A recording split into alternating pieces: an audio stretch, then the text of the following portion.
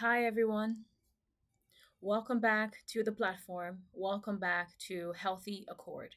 On this platform, I speak about all things spirituality, specifically as it applies to what I have found that is the rules and regulations that the daytime world does not inform us about that we need to be aware of as it applies to spirituality, as it applies to our freedom, and as it applies to all things that we hold near and dear: manifestation, good health, wealth, happiness, family, and many more. So, if that interests you, I suggest you subscribe to this channel. That way, you can be informed when I make a new video about various topics. Like I said, my focus is to bring attention to the rules and regulations as it applies to spirituality that I have come across, thus, healthy accord.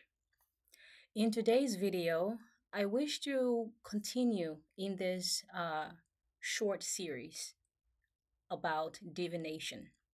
The first video that I made, I spoke on what divination is and why it is beneficial to everyone, everyone, especially those that are meant to be here on earth. And I also spoke in that video about, well, some factors that one ought to consider as it applies to divination. So that intro video is the start of this series. It has to do with divination, a very important technological spiritual tool, technology actually. So today's video, I shall be teaching on what to expect from the doctor, priestess, shaman. Those are the various names and titles that they go by, these women and men who are spiritual doctors. In some cultures, they go by various native names. And I encourage you to do your own research into the specific origin that you reincarnated to into in this lifetime. Do your own research so that you will get familiar with the names that these spiritual doctors go by, as it will make it very easy for you to find them. So today's video is titled What to Expect from Your Priestess, Shaman, Diviner, or Spiritual Doctor. To get started, the first point that I want to mention is, as far as what to expect from them, doing your own research, is paramount. On this journey, investigation is part of discernment. It is very fruitful to you wanting to confirm whoever it is that you're about to sit with and receive guidance from. Okay, so the first point, with regards to your research, you want to find out where the training is from. If you did watch the previous video, you would understand as far as why this first topic is important. Where the training is from matters. For example, I reincarnated into this lifetime via the African culture, the African root system, the African origin. Along my spiritual awakening, I have sat in ceremonies with various cultures that weren't African, and I felt comfortable doing so. Just from my heart space within myself, I felt comfortable to sit with those cultures and honestly, respectfully sit in their circle to do ceremony. So, should you decide you want to take action and get divination to understand your life purpose, ask the diviner, priestess, or shaman where they got their training from. First, second, or third generation Asian, Europeans, South Americans that are living here on the continent of United States, they may be able to share with you, or actually they will tell you on their website where they got their training from if they actually travel to their paternal land or their maternal land to further get deepened or steeped in their practice. So it is not out of the ordinary to ask or want to discern where they got their training from. And I also mentioned this first point that is paramount as far as asking where they got their training from, because as we align with ancestors, it is super important. It is super important that the diviner is able to understand certain lingos and phrases and words, or if the ancestors are communicating to the diviner specific aspects that you, their child, you, their human child, need to know, it will help when your diviner, priestess, or shaman is able to communicate that information to you. As an example, I was blessed to receive support several times from a African American priestess who got steeped in her doctoral practice by the way of Ifa, Indigenous Faith of Africa, Ifa.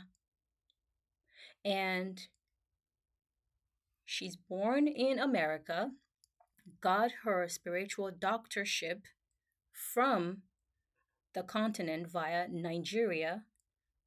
I am born in Liberia, and I was able to receive proper support from her as ancestors were mentioning certain words and phrases about certain things.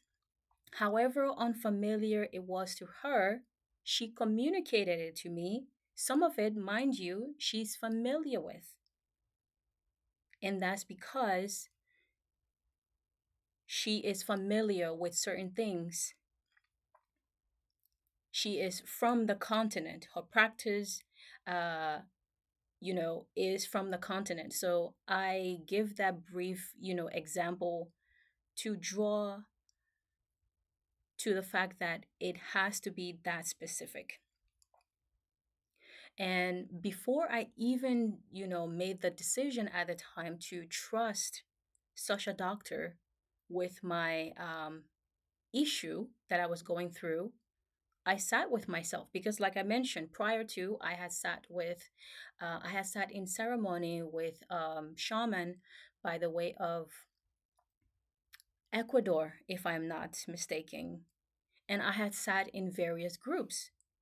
So when I was finally able and ready to make that next step, I thought about it.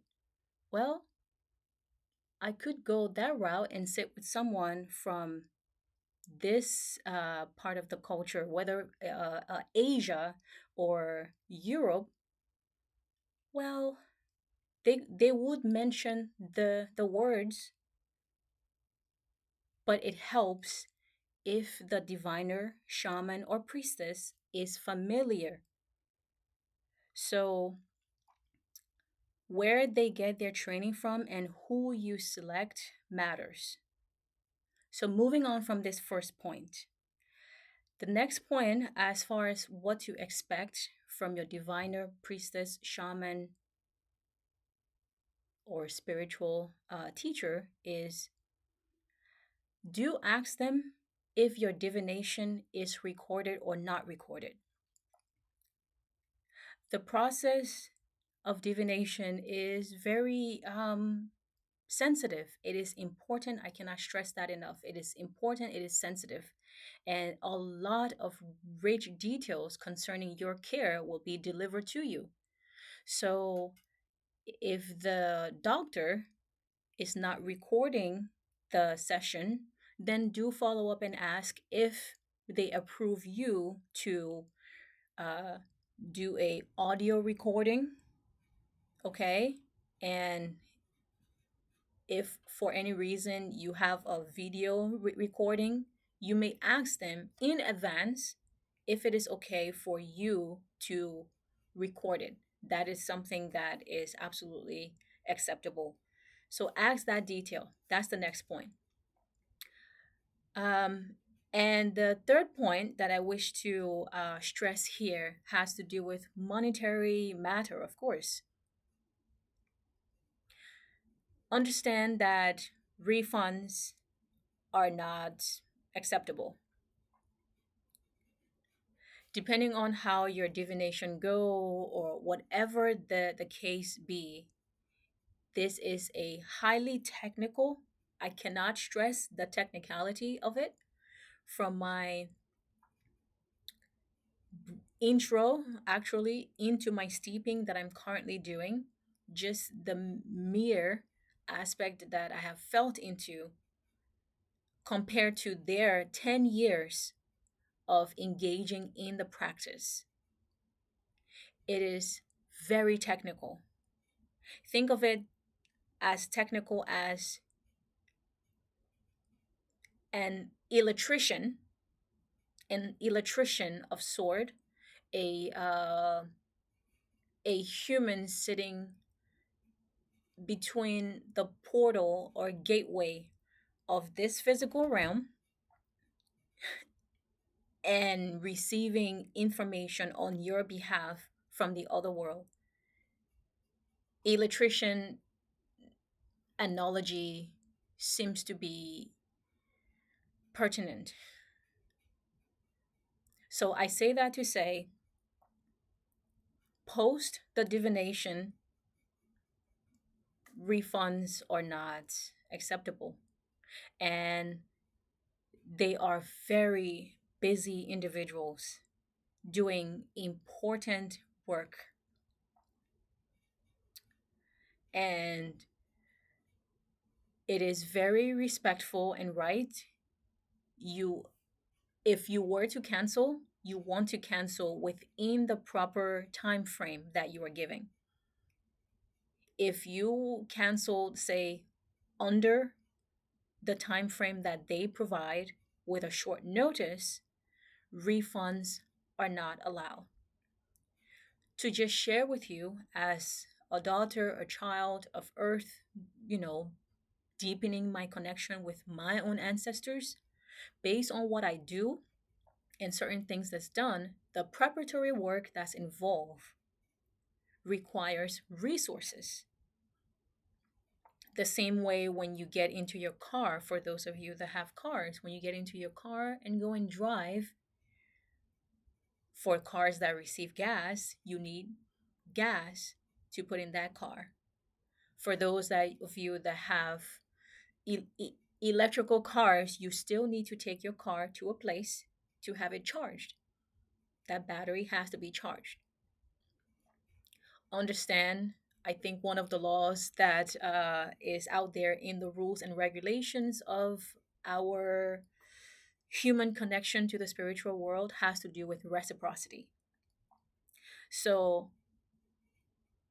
canceling a day before your divination, expect there will be no refund.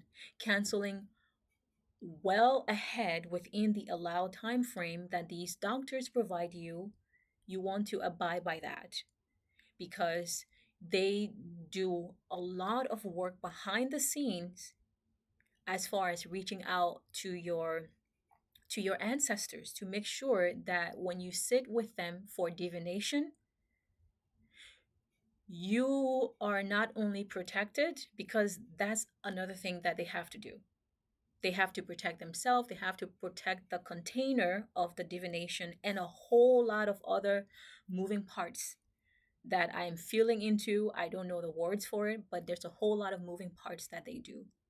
So They do those things, and that's why the window they provide you to cancel within that window is very important. So please, it is a must that you abide by that, okay? Okay. Moving on from there, what to expect from the priestess, shaman, diviner, spiritual doctor? Expect professionalism. Expect it. I shall not speak more into this, but certain life events happen to me, and there was just this urgency. The pressure was being felt. I would just say I had gone ahead and called a certain psychic line, and it wasn't that professional. And discernment immediately told me that, well, I dare not venture to get this particular um, issue tended to by them. You know, the way that, they spoke, it just wasn't a good fit. It matters that your diviner, shaman, spiritual doctor is a good fit, specific to your ailment, regardless of whether the situation is urgent or not. Expect professionalism. I have encountered that from uh, various shamans and priestesses, and I was able to appreciate the black because the white also presented itself. I believe there is a proverb or parable out there that says one is only able to appreciate the black because the white exists, and vice versa. Expect politeness, expect them to be calm in their demeanor, expect a smooth personality. Your electrician, when they come to your house to repair whatever, they don't just go crossing wires, they're going to burn down your house. They just don't go sparking wires and just doing everything out of sorts. So from my encountered with such technical professionals that are shamans, priestesses, and spiritual doctors, they're smooth. They're very smooth. And my first encounter with one, I just thought, oh, okay, maybe it is just this person's personality.